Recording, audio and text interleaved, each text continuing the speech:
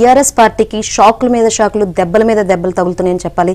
వరుసగా పార్టీ నేతలు పార్టీ మారి కాంగ్రెస్ లో చేరుతున్న పరిస్థితి కనిపిస్తుంది. ఈ నేపథ్యంలోనే స్టేషన్ గణపూర్ ఎమ్మెల్యే కడియం శ్రీహరి కూడా రేపో మాపో కాంగ్రెస్ పార్టీలో చేరుతారని అయితే వార్తలు వినిపిస్తున్నాయి. నిన్న స్వయంగా కాంగ్రెస్ ఇన్ఛార్జ్ దీపాదాస్ మున్షి అధిష్టానం పిలుపు మేరకు మీ ఇంటికి వచ్చాను, పార్టీలోకి ఆహ్వానించానని ఆమె కడియం శ్రీహరికి చెప్పారు. అయితే రేపు వరంగల్ లోక్సభ అభ్యర్థికి కావ్య పోటీ చేస్తారా లేకపోతే కడియం శ్రీహరి పోటీ చేస్తారని తెలియాలి. పార్టీ మాత్రం కడియం శ్రీహరి వైపు మొగ్గు చూపుతుంటే కడియం శ్రీహరి మాత్రం ఆయన కుమార్తెకి సీట్ ఇవ్వాలని అయితే కోరుతున్నారు. మరి చూడాలి ఎవరు పోటీ చేస్తారో ఏంటి అని. రైట్. 2024 ఎన్నికల్లో అధికారం కోల్పోయిన బీఆర్ఎస్ కు కోలుకోలేని దెబ్బ తగులుతున్నాయి.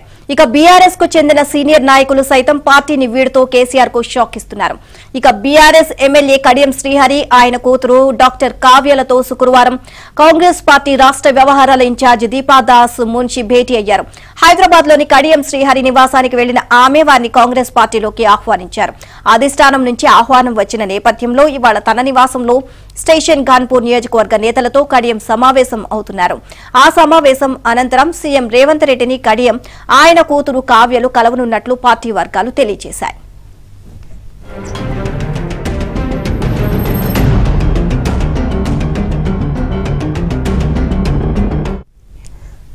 అధిష్టాన సూచన మేరకే ఆహ్వానించేందుకు వచ్చానంటూ దీప మున్షీదాస్ తెలుపగా కార్యకర్తలతో చర్చించి 1-2 రోజుల్లో నిర్ణయాన్ని వెల్లడిస్తానంటూ కడియం శ్రీహరి వెల్లడించారు. కడియం శ్రీహరినే వరంగల్ ఎంపీగా బరిలో దించితేనే విజయ అవకాశాలు ఎక్కువగా ఉంటాయని కాంగ్రెస్ భావిస్తుంది.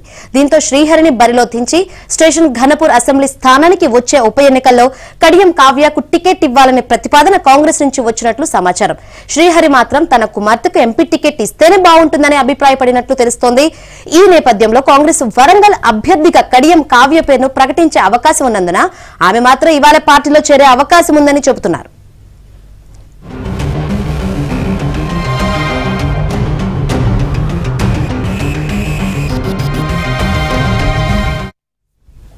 తెలంగాణ ఉద్యమ సమయంలో కొన్ని కారణాల వల్ల బీఆర్ఎస్ లోకి వెళ్లాను.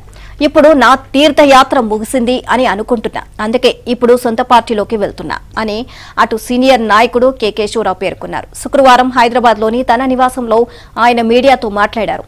తెలంగాణలో బీఆర్ఎస్ కష్టకాలంలో ఉంటే దేశంలో కాంగ్రెస్ కష్టకాలంలో ఉంది అని, అందుకే ఓ సీనియర్ గా తనను పెంచి పోషించిన పార్టీలోకి వెళ్తున్నాను అని తెలియజేశారు.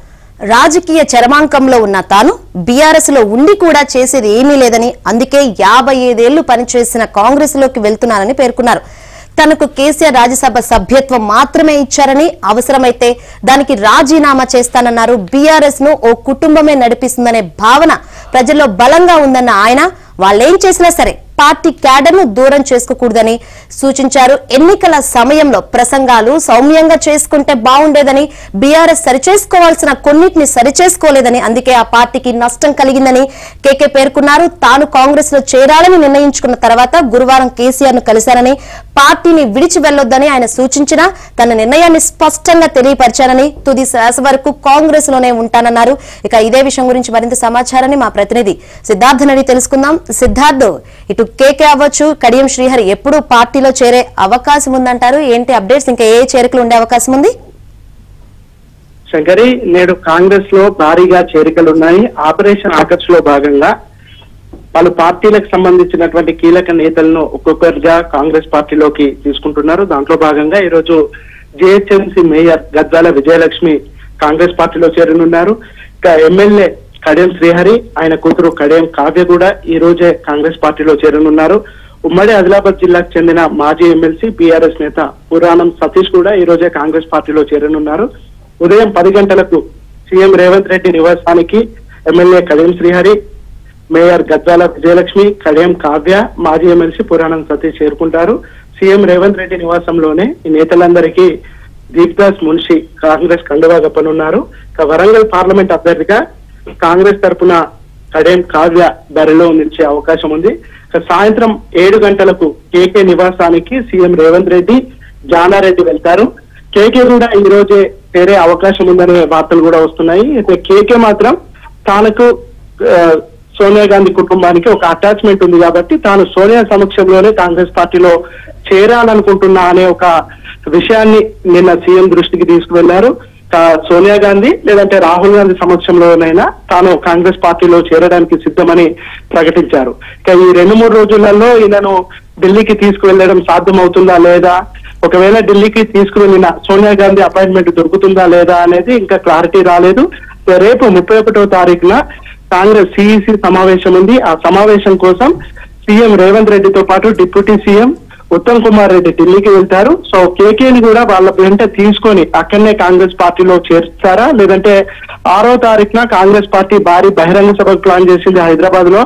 ఆ సభకు మల్లికార్జున ఖర్గే, రాహుల్ గాంధీ వస్తారు. ఆ సభలో కేకేని కాంగ్రెస్ పార్టీలోకి జాయిన్ చేస్తారా అనేది ఇంకా క్లారిటీ లేదు. సో మొత్తానికైతే బీఆర్ఎస్ పార్టీకి సంబంధించినటువంటి కీలక నాయకులు, అందులో నెంబర్ 2 పొజిషన్ లో సెక్రటరీ జనరల్ గా ఉన్నటువంటి కేకే కాంగ్రెస్ పార్టీలోకి రానున్నారు. అదేవిధంగా కడియం శ్రీహరి కూడా కాంగ్రెస్ పార్టీలోకి రానున్నారు. ఆ పార్టీ మునిగిపోతున్నటువంటి నావా, ఆ పార్టీ గ్రౌండ్ కోల్పోయింది, ప్రజల్లో విశ్వాసాన్ని కోల్పోయింది. కాబట్టి ఆ పార్టీ నుంచి ప్రజల నాయకులందరూ దూరం అవుతున్నారని నిన్న కడియం శ్రీహరి గాని కేకే గాని చాలా స్పష్టంగా చెప్పారు.